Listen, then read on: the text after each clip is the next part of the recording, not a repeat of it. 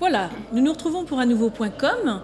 Alors j'ai le plaisir d'accueillir Christine Allard, qui est directrice de la communication d'une société que nous connaissons et que nous pratiquons tous, mais dont le nom n'est peut-être pas familier à nos oreilles, qui est la SANEF. Bonjour Christine. Bonjour. Alors il faut savoir que la SANEF exploite donc le réseau autoroutier français. Est-ce que vous pouvez nous resituer la société en quelques grands chiffres? Combien de collaborateurs, combien de kilomètres exploités? Bien sûr. Alors SANEF, c'est un groupe qui exploite 1900 km d'autoroutes en France, principalement les autoroutes qui sont au nord de Paris.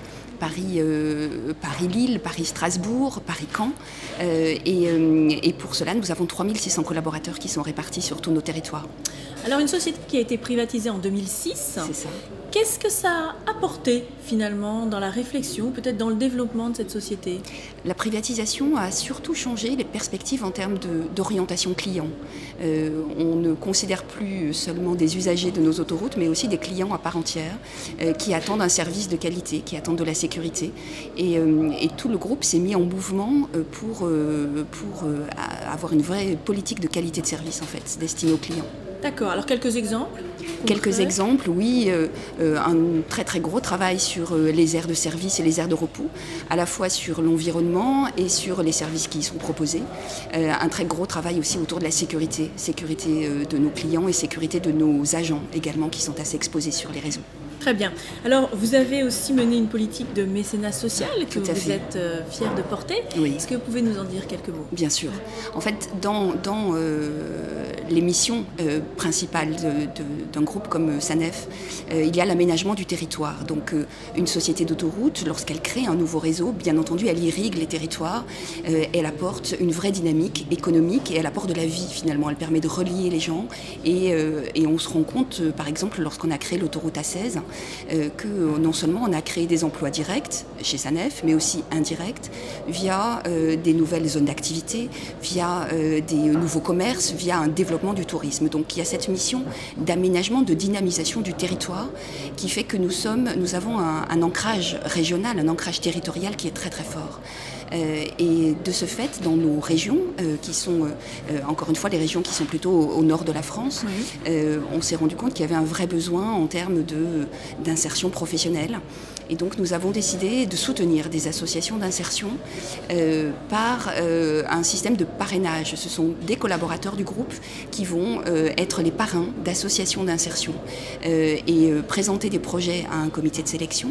Et ce comité de sélection va décider, selon des critères bien établis, d'accompagner ces associations, non pas en leur donnant de l'argent pour financer du fonctionnement, mais en finançant des investissements, donc en leur donnant des outils pour poursuivre et pérenniser leur action d'insertion.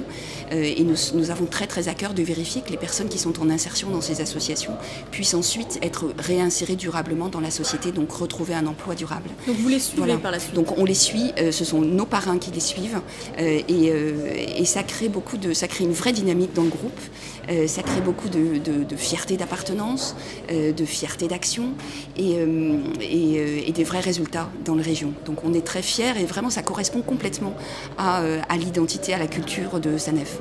Alors Christine, je pense à une chose en vous voyant.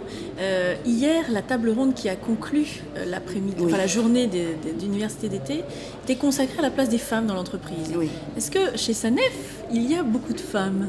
Alors écoutez, dans le groupe SANEF, on ne peut pas dire que les femmes sont majoritaires, ni même que nous sommes à la parité, mais il y a quand même beaucoup de femmes, effectivement. Nous avons une vraie ambition de développer les compétences, la présence des femmes. Nous sommes 2 femmes au comité exécutif, ce qui est quand même bien. Sur combien de personnes? Sur 7 personnes, donc c'est quand même très bien dans un métier qui est plutôt masculin. Nous veillons véritablement à développer la place des femmes au sein de notre groupe. Qu'est-ce que vous faites, vous, en tant que directrice de la communication, pour fédérer tous ces collaborateurs? C'est un vrai enjeu parce que nos collaborateurs sont éclatés sur nos 1900 km de réseau. Donc il est évident que pour créer une vraie culture de groupe, animer complètement tous les managers et tous les collaborateurs. Nous avons une politique de communication interne qui est ambitieuse et qui est aujourd'hui basée sur des outils de plus en plus 2.0. Donc on essaie d'avoir une présence du digital de plus en plus développée de manière à faciliter l'interactivité, l'échange au sein du groupe et donc arriver à fédérer tous les collaborateurs. Et alors ça se concrétise et ça se matérialise comment? Ça se matérialise par une SANEF TV, comme vous avez la MEDEF TV, nous avons une SANEF TV. Ça se matérialise par des outils comme du Rich Media pour leur parler directement et pas simplement leur envoyer des informations et faire en sorte qu'il y ait le plus possible d'échanges en fait, entre tous les collaborateurs. Très bien. Voilà. Alors les relais de croissance pour SANEF, on parle beaucoup de mondialisation. Est-ce que vous allez rester finalement un groupe français ou est-ce que vous êtes déjà à l'international? Alors nous sommes déjà à l'international. En fait, nous avons 3 métiers. Concessionnaire, d'infrastructure, gestionnaire, je vous ai parlé de nos autoroutes, mais nous avons aussi un 3e métier qui est opérateur de services et de solutions péage. Donc en fait, nous avons développé un véritable savoir-faire dans la collecte de taxes ou de péages pour compte de tiers et avec les technologies les plus actuelles. Par exemple, nous exploitons le périphérique de Dublin, en Irlande, avec un système de péage en free flow, c'est-à-dire que les automobilistes, les conducteurs ne s'arrêtent plus au péage, mais acquittent leur péage en passant sous des portiques et en étant détectés via des badges de télépéage. Donc voilà, nous sommes donc en Irlande, nous sommes en Slovaquie, nous sommes au Canada et nous avons des gros projets de développement à l'international sur ce métier d'opérateur de services péage. Voilà. Très bien.